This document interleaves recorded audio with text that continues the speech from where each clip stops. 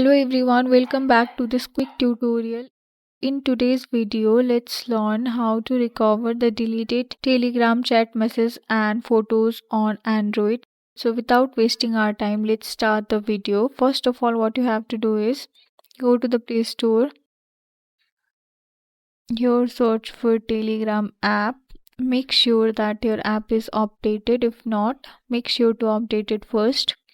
After that, the next step is go to the Telegram and here go to the settings.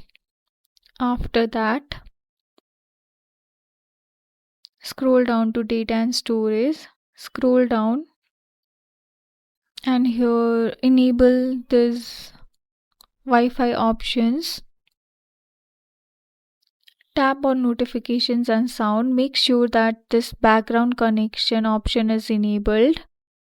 This will make sure that your chats and photos are backed up on Telegram.